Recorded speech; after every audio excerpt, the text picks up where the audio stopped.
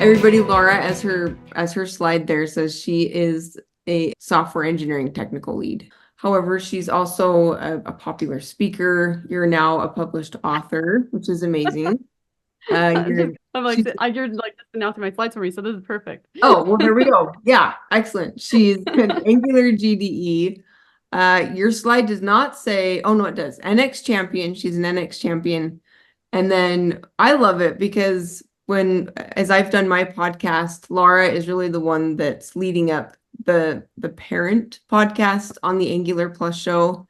My episodes, the Dev Life, come on kind of every other week with her. But great discussions. If you want to really learn things, check out the Angular Plus show. She's always Yeah. just And I'm one of 5 hosts. And we have Brian Love, Jay Bell, Ankita Sood, and Jan Nicholas Bartman. So we have 5 really great hosts on, and then we get amazing guests. So yes, yeah, totally worth it. super good. But she also has skeletons in her room and likes to talk about cats. So I mean, Laura is just fun all around. But yeah, so like I said earlier, her talk is called Performance Mistakes You Might Not Realize You're Making. And then Laura, what does being a quality programmer mean to you? So I actually did put a little thought. I woke up this morning and went, oh no, what was that question I needed to think about? And to me, it means that your team can trust you. If you are sloppy and you're constantly raising pull requests that people are like, oh Lord, please don't merge that, you're going to break our app. That's something that you can work on to become a more reliable quality engineer. I want people on my team to know that they can come to me. If I don't have an answer, it means I know I don't have to have every answer, but I need to know where to find it or who to point somebody to. It means writing not only stable code, but well-tested code. And it also means that you clean up after yourself. So if you go through and delete part of your code and you make other parts of the code unnecessary, take that time to go in and really just do a wholesale refactor, right? There's no point in leaving dead or unused code in your application. So it's good code stewardship, being a reliable teammate, and just being somebody that can help everybody do our best work. So Awesome. Yeah, I love everybody's different answers. These are great. So, okay, cool. well, you are up. Kick it off. All Yeah. right. So as Brooke said, my talk is performance mistakes you might not realize you are making. Now, this talk was inspired because we are going through our application right now and really trying to improve our performance. And it turns out that while I was a junior engineer, I thought, oh, performance is something that senior engineers and architects think about. Like, I just write the code. But there's mistakes you can make as a first day on the job developer that can make the code run less efficiently. And so this talk is aimed not only at your senior leadership on your team, but all the way down through your interns and your early career devs as well. So hopefully hopefully everybody will get something out of this talk. So out of the box, Angular optimizes applications by tree shaking unused code. Tree shaking is not a concept that's unique to Angular. It's a JavaScript concept, but the Angular compiler does it for us on production builds out of the box. Angular also provides tooling for lazy loading or code splitting and managing change detection. However, choices we make as we code applications can dramatically affect our performance. So if we're measuring performance on an application, I try to break that down into like 3 ideas. So how fast does the application load? How stable is the user experience? And how responsive are user interactions with the application? So these are sort of vague concepts, so it'd be nice to give these some numbers. And we can use Core Web Vitals to give numeric evaluations to application performance. So there are actually a set of many Web Vitals. The Core Web Vitals are a subset of 3 Web Vitals that are really used to measure performance. So to map these out, how fast does the application load can map to largest contentful paint. So that's the amount of time it takes for the largest element that's visible in your initial viewport to render to the page or paint. How stable is the user experience? That's cumulative layout shift. So layout shift is the thing that happens when you're on an application or a website and an ad loads and then everything bumps around and it's super annoying. Well, cumulative layout shift is a metric we can use to measure that happening. And how responsive are user interactions with the application? So we can use interaction to next paint to measure that. So interaction to next paint measures from the time a user interacts with the app through like a button click or a key press until the next frame paints or until the next view is rendered, right? So they use frames and paint, can be a little confusing, but basically until the next frame is rendered. So why do these web vitals matter? Well, they impact search engine ranking. So if you're running an e-commerce site, you're really going to care about that. But to me, what I care about is they provide numeric benchmarking. So I can look at these numbers to see if I'm improving. They also can help me identify problematic areas of code. So if I get a really bad number on something, I can start to look into why that's happening. So different things affect these numbers. I think it skipped a page on, there we go. And so I'm not going to read through all these because I'll run out of time. But if we look at these lists for what affects these, we can really start to boil down mistakes you can make in Angular into three sort of types of performance mistakes. Accidentally bloating bundle size and load times, inefficient or no code splitting, and change detection uh-ohs. So first we're going to talk about your bloated code. You're probably thinking, wait, I thought Angular does tree shaking. Well, it does, but it can't tree shake everything. So if you have unused public or private class properties, class method, class injected dependencies, or unused styles, none of those things can be tree shaken. So the solution to that is to delete your dead and zombie code. So a lot of this is what Reiner was talking about, was like you need to do code stewardship, right? You need to keep your code clean. So zombie code is what I call code that for some reason runs and sets properties, but literally doesn't do anything. It just runs. JavaScript code cannot be used if it's not referenced. I know people get really anxious about deleting code. So if I'm going to do a code cleanup checklist, the first thing I'm going to do is say, is the code used? So if I'm checking to see if a component is used, components have to be either referenced by their selector, they can be imported directly, or they have to be imported through their import path. So if none of those things are happening, you can be relatively sure that that code is unused. Once I've deleted a chunk of code, I check to make sure that my application has built. I run it locally to make sure nothing looks weird or I'm not getting console errors. And then I run my test suite. So if my unit tests and my lint stubs pass, I can be reasonably sure that my deletion has worked. And the result of that is I've made my bundle size smaller. Now we're going to talk about enums. So I don't know if you know my friend Jan Nicholas, but he wrote this article called Why You Shouldn't Use Enums, and you should go read that. He does a really good job of laying out why you shouldn't use them, what the problems are with them, and what some alternatives are. But from my perspective, we've used those at Cisco, and now I'm busy trying to break them up because app-wide enums only get larger and they're very rarely ever maintained because they're just kind of this catch-all junk drawer for code. Enum values cannot be tree shaken from the enum. So that means all of the enum values are going to be added in the first bundle that requires the enum. And I guarantee that bundle is almost always the initial bundle. So if you start to look at your bundle sizes, your initial bundles are going to be full of enums. I guarantee it if you use them. So why does all this matter? Well, bundle sizes go up fast. Every line of code is code that must be maintained. And every line of code that cannot be tree shaken will be downloaded at some point. So ongoing maintenance is easier than heroic efforts. Make it part of your software development lifecycle. Another thing that can really affect download speeds are image handling. So images make a big difference in performance. They can affect largest contentful paint and content layout shift. And we have an Angular image optimization package that we can use, and failing to use that's a huge performance mistake. So it's really easy to add. So here I've added this to a component. If I run this code, I'm going to get some helpful console errors. It's letting me know which required attributes I failed to set. So I'm going to go ahead and add those. I set the dimensions property that prevents the content shift, that tells the template how big it needs to be, how much space to hold for it. And I've marked it as priority because this image happens to be part of the largest contentful paint, so it can get downloaded first. Now, there's a lot more to image optimization. You can hook it up to a CDN. You can do image sets, all those things. The Angular docs do a very good job of laying those out. And obviously, I can't get into all of that in this talk, but check the docs out if you want to learn more. And now we're going to talk about inefficient code splitting. So how does code splitting happen? In Angular, as developers, we can split off code into individual code chunks using lazy loading through the router. If we're before version 17, we could use dynamically loaded components for components that we wanted to lazy load that we didn't want to use the router for lazy loading with. And then post version 17 and above, we can use deferrable views.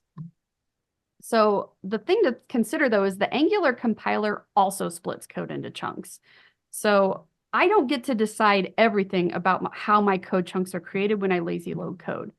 So if we look at, this is the result of either building or serving the application. It's going to list out all of the chunk files.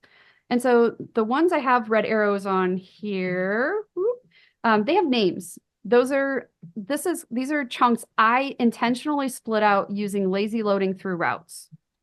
Now these files here without names are chunks that Angular split out. So Angular decided how to split up these code chunks.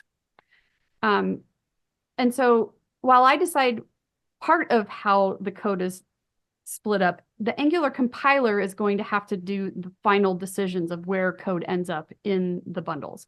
So sometimes you can end up with code that ends up in an initial bundle that shouldn't be there. And so how can that happen? Well, the one way is through catch-all services or classes.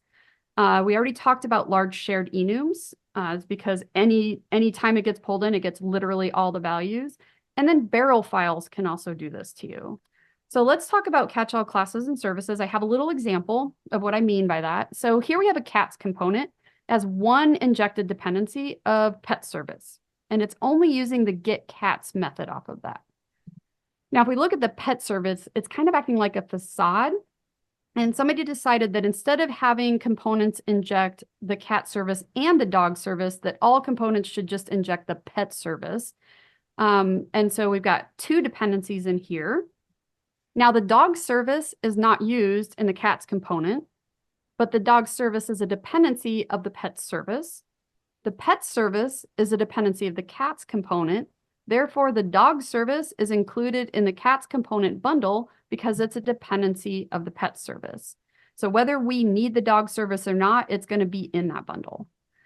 And so what happens with barrel files? Now I use barrel files. In fact, with NX, we actually have a setting that requires us to use them to provide a public, like the public interface for how we can export or import from our libraries.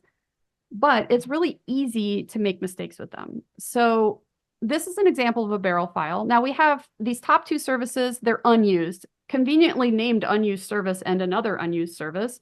Since they're never imported anywhere else in the application, these services will be tree shaken out when Angular does the production build.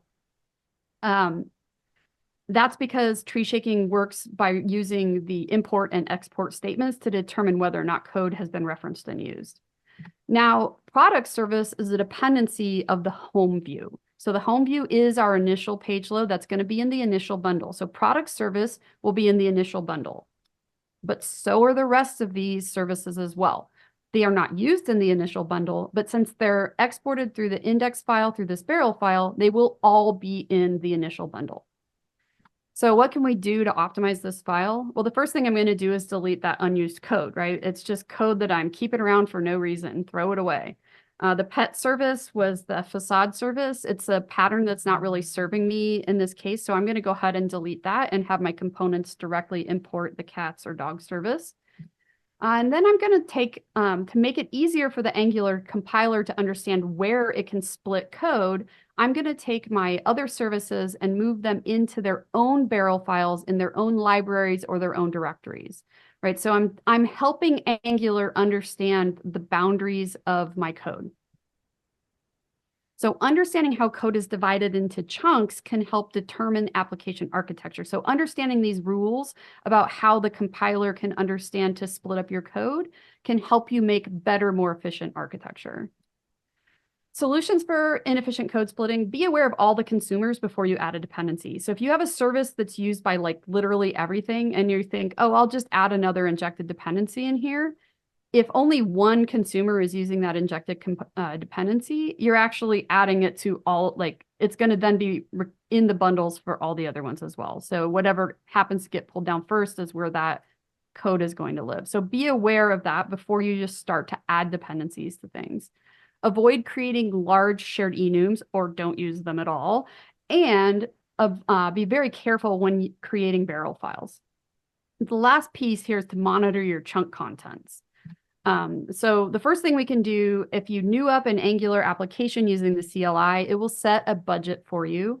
The thing we do on Cisco, we have our angular.json file protected by code owners. So one of the leads or the core team has to approve a pull request change to this file. So if somebody's trying to bump up the build budget, we know about it and we can say, hey, we need to talk about that, or what can we do instead? And sometimes you just have to bump it up.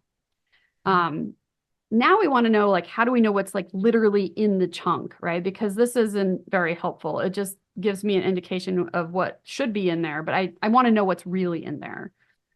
So if you're running your application locally on localhost and you've got optimization set to false, which it should be by default, it will render out, if you just open the file in localhost, it'll render it out in the browser like this. So I can see here which chunks this module is pulling dependencies from. And then if this kept going, you would see everything that's then in this chunk as well. So it makes it easier to see what's inside of there. Another way you can do that is to output your stats.json file. So you can, again, in your angular.json, just set stats.json to true. And then when you build your application, it will output the stats.json file into whatever your output folder is. And then you can upload that to esbuild.github.io/analyze. And you'll get, I like the tree map chart. They also have sunburst or flame charts if you're into those. But basically I can click into any of these chunks and start to really see what's in them. So I can say, oh, I clicked into this chunk and why is this in here? This never gets used, right? So I can start to determine what's inside these chunks so I can start to strategically delete it or move it into different, like handle the way we export or import it differently. So how do you remove unneeded code from a chunk? Well, you can delete dead or zombie code. That's probably step number one. We can split up those catch-all classes or barrel files, be very strategic about how you structure your directories. And then we can also lazy load chunks that can wait. So what you might find in your chunk is that there's a component that maybe it's on a tab that people don't visit right away. So that could be loaded later. So lazy loaded code chunks that we can set as developers are code that's living inside of routes using load children or load component, dynamically loaded components, or code inside of defer blocks. But how do you know if your code is actually lazy loaded? Well, once again, we can build or serve the app and we get this chart output, right? So we can see that there are lazy chunks. 3 of those I declared. So that makes sense. That's what I wanted to see. And in fact, I made a whole talk about deferring code at ng-conf. So if you click on this link here, I'll give you the slide deck later. If you are willing to give ng-conf your email, which you should, you can have access to all of the talks from ng-conf 2024, including this one. But I didn't cover some of the gotchas with deferrable views. So I'm going to cover those now. So one of the questions that happened to us as we started to implement the defer block is, why aren't my deferrable views working? Why am I not seeing my code in the lazy loaded chunks? Well, the first thing you need to do is verify that the deferred content is standalone. Now that's pretty clear in the documentation, but what was not clear is that we also have to verify that the parent containing the defer block has to also be standalone. So that bit us. It took us a hot minute to figure that out. And so if you're working on a legacy app that uses modules, I would start prioritizing implementing standalone architecture so that you can really start to take advantage of the defer blocks. Okay, next question. Why is my deferred chunk suspiciously small? So if we look at this chunk, it's 124 bytes. That's not enough code. That is not what I was expecting to see. So I've got my home component wrapped in a defer block, but it's really small. And when I look at the chunk in the browser, I'm seeing that it's exporting A as home component, but it's importing A from this other chunk. So that means that my actual code for the home component is in this chunk here. So I need to go and verify that my deferred content selector, so the component selector, is not referenced anywhere outside of a defer block. If it is, it's going to do exactly what you just saw in that screenshot. I also need to verify that my deferred content is not part of an eager route, because you'll get the exact same result. Now, if you verify the contents of the chunk and some of the code is there, but a large dependency you were hoping to defer is not in that chunk, that large dependency might be used someplace else in the code. So you got to go on a treasure hunt. And in my case, oops, my home component was part of an eager route. So that's why it was not lazy loading as much as I thought it would. The last thing is, why isn't my deferred chunk loading when I expect it to? Well, the code chunk might be being requested earlier than you expected. So it might be being used by something else. The trigger condition might not be met. So verify that your trigger condition is working. But the biggest gotcha I've found with triggers is that if you try to trigger a defer block using an element that is content projected, it doesn't work as expected. So that's another question you can ask yourself. Is the element that I'm trying to use as a trigger a content projected element? If it is, you're probably going to have a different solution for that. All right, finally, we're going to talk about change detection. So change detection can actually grind your app to a halt if you do it poorly, or if you do something inefficient with it. So change detection issues affect actual user interactions and initial page loads. So they can really bork up your app. So as of today, version 18, Angular is still zone-based. It still uses zone-based change detection. Now, there's a lot of talk about what's coming with Angular change detection, but today it's still using zone-based change detection, which means it runs change detection from the top down, from the app root through the leaf nodes. Every component has a set of lifecycle hooks that are triggered during every change detection cycle. I mean, some of them aren't, but the ones that are appropriate are. And zone-based change detection doesn't know what changed, so it checks everything. In addition to lifecycle hooks, Angular also checks templates. So it renders template instructions when Angular apps are compiled. And so during change detection, it runs your lifecycle hooks, and then it says, this is kind of what happens. This is a lot, so I'm not going to read through it. But basically, it runs your lifecycle hooks. Then it goes and it checks to see if any of your template inputs have changed. And then it goes through this process to replace the DOM nodes, right? So a lot is happening during change detection cycles. If you want to know more about that, Max does an amazing job of writing about change detection. So check out his articles on angularinDepth.com.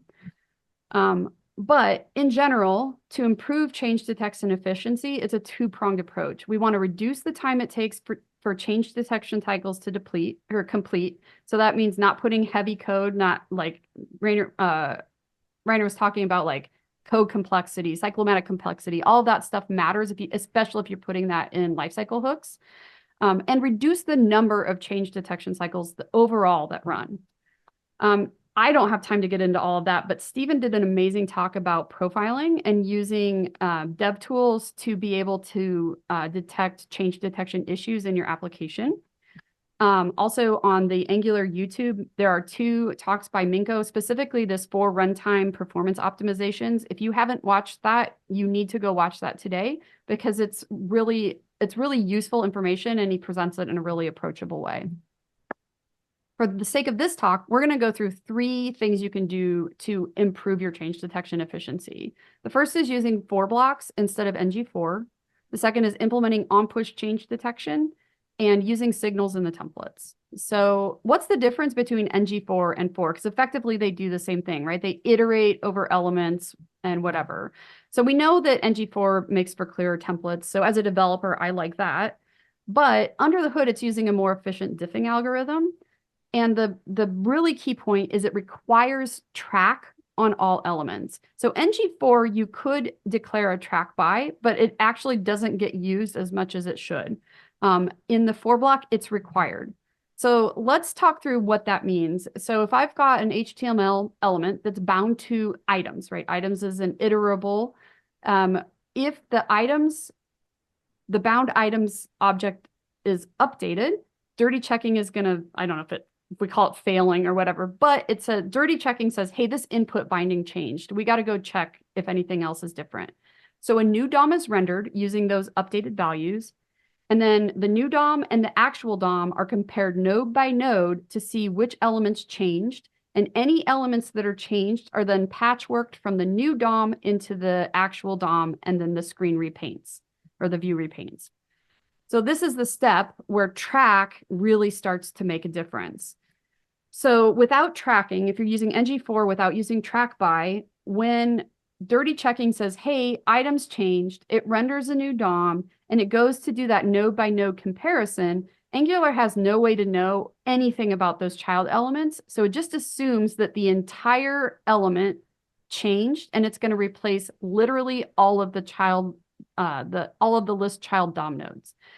So what this can do in your application is if you have a menu and something updates and all the objects flicker, that's because you're not using track by or you're not using the for block. Now, when we are using tracking, Angular does know how to track the child elements. So instead of comparing the parent component, it's going to compare each DOM node one by one and only replace the DOM elements that changed. So this means that we're reducing the time it takes to run change detection, which was one of our goals. OnPush change detection is a change detection strategy. By the default mode is shockingly called default. The other option is OnPush. So Angular zone-based change detection, if something happens, literally all of the components run change detection starting from the app root down through the child nodes. Now, only two of these components actually care about that event that just happened. So if we make all of the components on push, now you don't have to make all of your components on push. You can do strategic on push management, just like if I wanted to detach the footer, I could detach it here. But in this sake, let's say we've done all of them around push. So my event happens, and then only the affected components and their ancestors and their descendants run change detection. So you can see that's a lot less change detection cycles. So we want to reduce that number of change detection cycles. OnPush is easy to implement. It's literally just a line in your component decorator. There are some gotchas. So if you detach a parent component, it also detaches its entire subtree of components. So it detaches all the child nodes as well. And so you can get into trouble if your child nodes are not ready for OnPush change detection. Only certain events trigger change detection automatically. So if you are subscribing to an observable inside your component, you will have to manually manage change detection using the change detector rep inside the component. Also, mutated input objects will not trigger change detection. So if you're making a change to an input object, you should make it immutably so that it gets a new object reference so that change detection will trigger as expected. So OnPush best practices, use signals and templates. If you can't use signals, subscribe to observables using async pipe in the templates, avoid object mutation, manually manage any async events inside the component. And if you're working on a legacy application or an existing application, you need to enable OnPush from the leaf nodes up. I've seen way too many teams go in and enable it at the parent node, and then you start getting all these very weird change detection bugs that literally only ever turn up in prod. So, but the top point of that was using signals in the template. So why should we do that?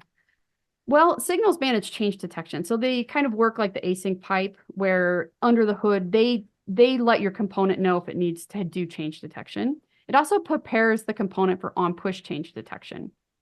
And it eliminates the risk of leaky subscriptions. So if you've worked with observables for very long, somebody said the word leaky subscriptions to you. Another point to remember is that experimental zoneless Angular was introduced in version 18. The benefits to running zoneless Angular, you can get really fine-tuned performance. You can reduce unnecessary change detection cycles and reduce unnecessary DOM updates. But not every app is going to need to be running zoneless.